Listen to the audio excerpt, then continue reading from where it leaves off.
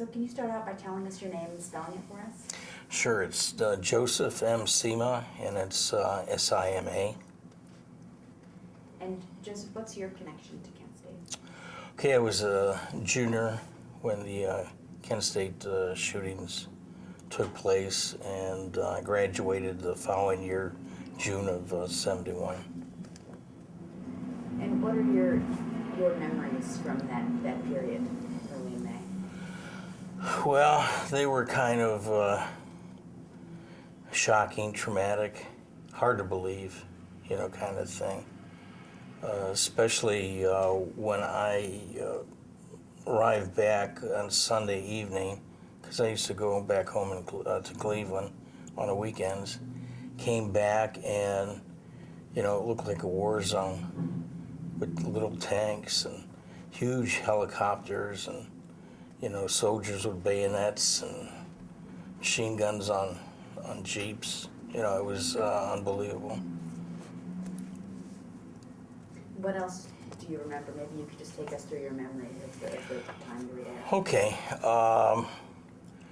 Well, really, the next day, classes were in session, and I was at Bowman Hall for, I think, a history class.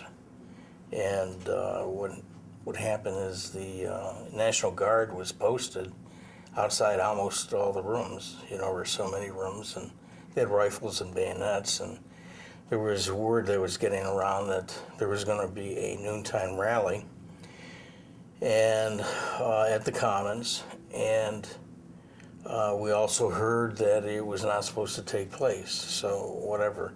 Well, noon came, and I was still on campus, and I hadn't had breakfast. So I headed toward the Student Union. So instead of veering right to the Commons, I veered left to the Student Union and was going to grab a cheeseburger, which I ordered, and by the time it was ready for me to pick up, someone ran in to the Union and said that there had been a shooting. Everybody vacated the building. We went out. It was sort of cordoned off by the guards, so we couldn't go up to the Commons at all. We couldn't go up to Taylor Hall or anything. And I remember it was so hot. It was like 80 plus, and the sun was bearing down, and the wind was constantly blowing from the west and very, very hard. I don't know, probably about 40 miles an hour, constantly. And you can see that when you look at the films, the tear gas is being blown from one side to the other. In fact, some of the pictures, the guard was, firing the tear gas, it was coming back at him, the other direction. And it's an important point because I guess there's a question as to whether or not any gunshots were being heard by the guard and or by a tape recorder that was set up in one of the dorms.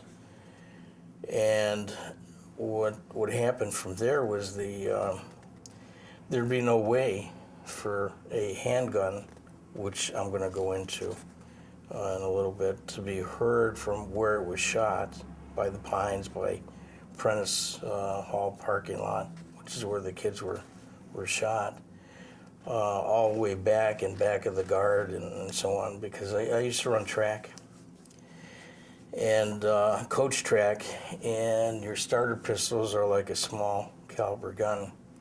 And you don't always hear it depending on the crowd noise, depending on, in this case, the wind velocity would prohibit that sound from coming toward you.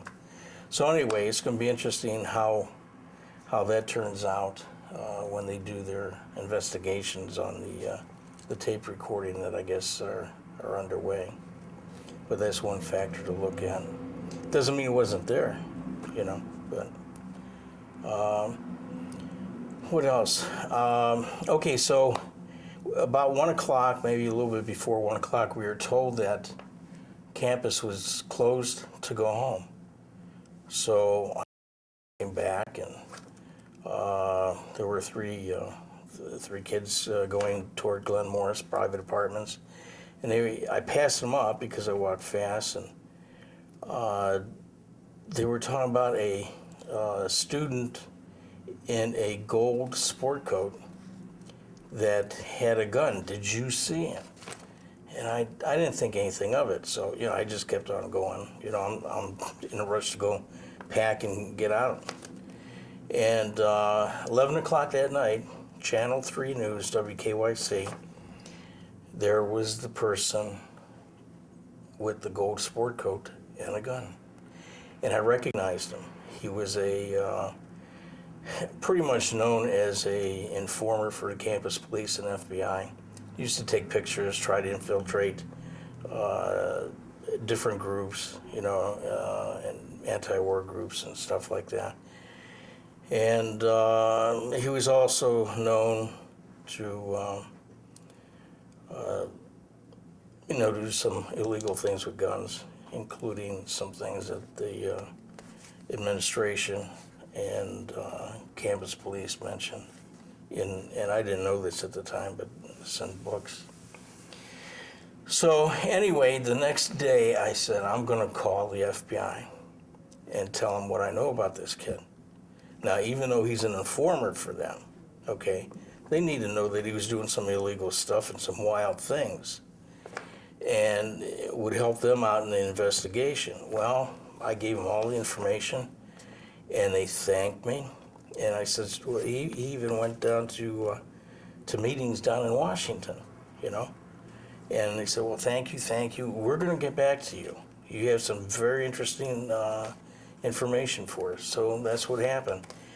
But they never got back.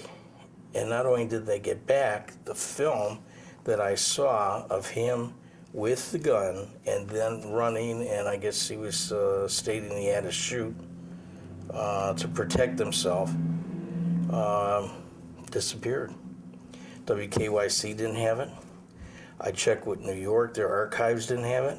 Kent State was supposed to get a copy of that broadcast from the 11 o'clock news. They never got it. And so it went on and on and on. And lo and behold, over the years, the FBI not only has turned me down to release my testimony to them that afternoon, but they have refused to entertain any questions whatsoever on the case. They says the Kent State case is closed. You are not entitled to any information. Goodbye. But yet when I came across a videotape, which was one segment of WKYC's missing tapes, and there's 3 segments, they demanded, when I talked to, it was Mr. Siegel, second in command in Cleveland, and this is a few years ago, he demanded I bring him the video to his office downtown Cleveland.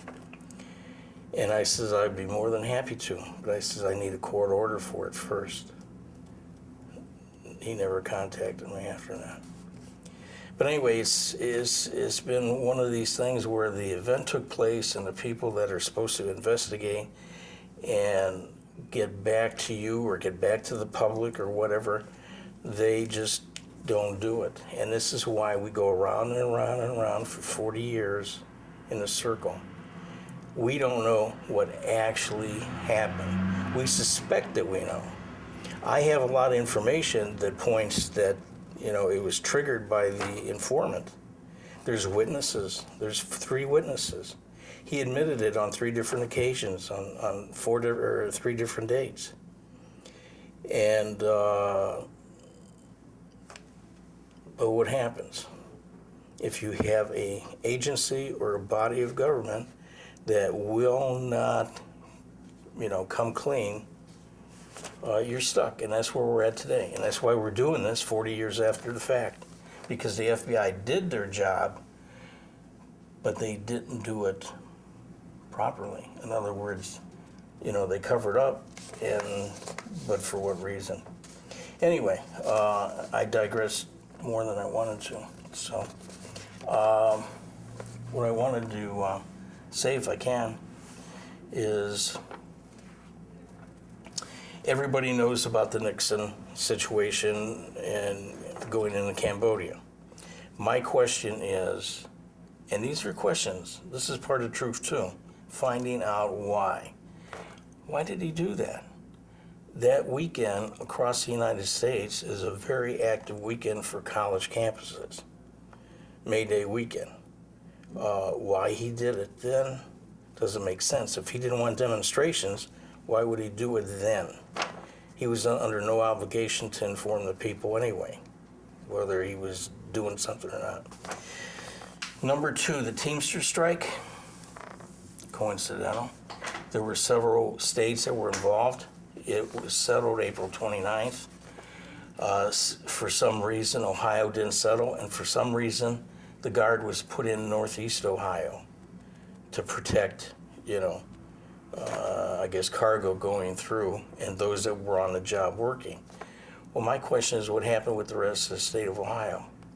And my next question is, why is it so difficult to find out what happened with that Teamster strike, in Ohio? Can't even find it on the internet.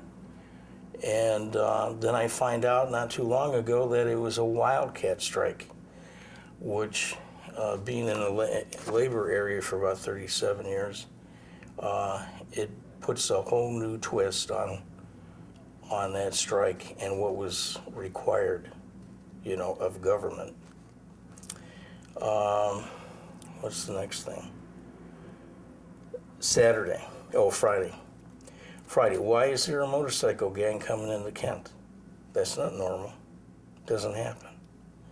Saturday, the film crew is from WKYC is there. And in the afternoon, they're ready to leave, and they're told by campus, I guess the head of campus police, please stay and take the film of the ROTC building going up. It'll be at 8 o'clock. They know in advance it's going up. But why? They do nothing. The grand jury from the county pointed the finger at campus police. Had they done their job and tried to prevent that, the Guard would have never been able to come on campus, and Monday's tragedy would have never happened. Next, Sunday, I guess I missed most of that as well, but come Monday, Mr. Norman, who's Terry Norman is the informant, he tries to get a pass from the National Guard to go out and take pictures of the kids, right? Well, they turn him down. Michael Delaney, the sergeant, turns him down. He's in charge of the passes. They go back again. He turns them down again. Not only him, but whoever his, supervisor was. Well, then the head of campus police comes in and says, you got to let him out there taking pictures. He's taking them for the FBI.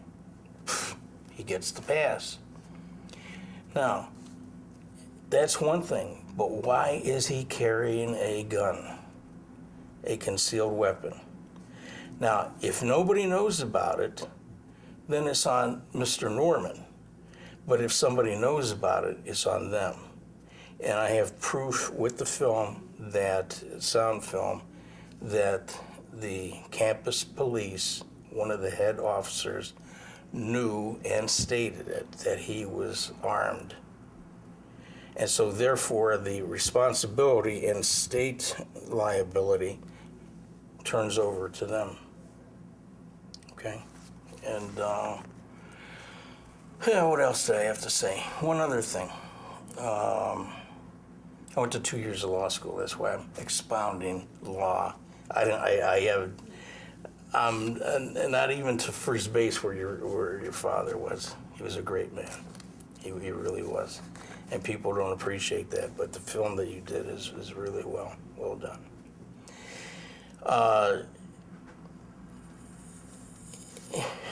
There's so many people and lawyers are saying, oh, you got statute of limitations. Well, if the FBI concealed the evidence and it turned out to be obstruction of justice in your various legal formats, whether it be grand juries or commissions from the president or whatever, it's too late.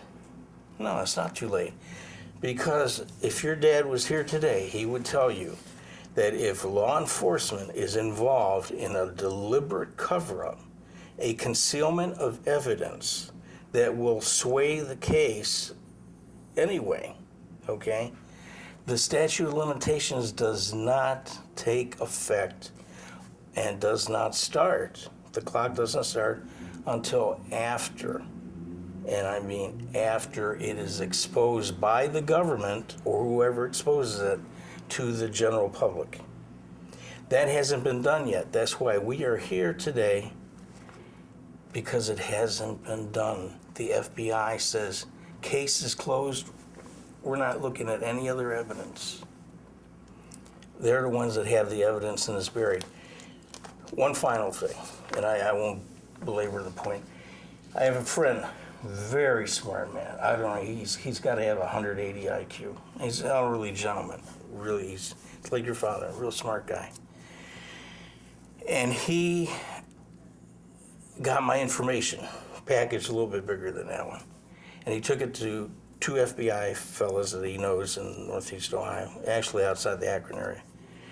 And this is about 5 years ago, 4 years, maybe 4 years ago. And he says, see what you can find on this, because this gentleman is interested in getting some political help to get this thing reopened. They came back 2-3 weeks later and they says, this Kent State case is buried deep. This is the FBI saying it. Is buried deep. There is no possibility this thing is going to ever be reopened. Let it go. That's what he told me. He says, tell your friend to let it go. Well, you know, I'm kind of stubborn. That's why I'm here today. That's it. Oh, one thing. Books, if people are interested in them, I'm not plugging books, believe me. You may be able to get them, you may not, because some are old. But they have the whole situation about the shooting and the informant and the reaction by the guard, why they turned around initially and, you know, got on one knee and fired. One is called Killings at Kent State by I.F. Stone. And it's a paperback, one of the first ones to be printed. And it's got a foreword by Senator Stephen Young of Ohio. So what's good about this is you have the FBI's findings and you have the grand jury's findings printed in the text, in the back. It's a good source. This is another outstanding book, The Truth About Kent State by Peter Davies. And he's one of the first authors that took in consideration, you know, that there's something wrong. There could be some kind of conspiracy or cover-up, okay? Well, he was right on the target. He didn't have all the information, but he had a lot of it. And the last one is he worked with Peter Davies, or knew him in prior time.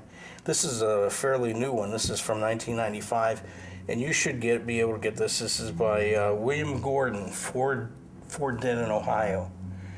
This goes into detail. This goes into, if you want a detailed book on the FBI informant and the shootings and what happened between that one and the Davies book, those two are, you know, great. So that's it. I feel like I'm teaching a course. And that's about it. My wife has a detailed story to tell you to substantiate some of the things I said. What does it mean to you that it's 40 years later and the truth has not come out? It's disappointing that we have a free society in a tremendous country, but yet our government and officials do not take the bull by the horn and want to level with the average citizen. You know, I mean, we're not little kids. We can, if it's bad news and something shouldn't happen, let us know. You know, we can deal with it. But, you know, don't leave us hanging. Because the kids that are coming up now see Kent State and they say, boy, I better not protest anything because I'm liable to get shot or arrested. You know, you don't want that kind of attitude. This is a free country, and proper dissent is part of the system. Our forefathers did it. You know, they did it with the English crown. You know, people of authority. So, you know, you have to keep that going, the fires of freedom going. Well, thank you so much for coming and sharing your story with us. Okay, thank you.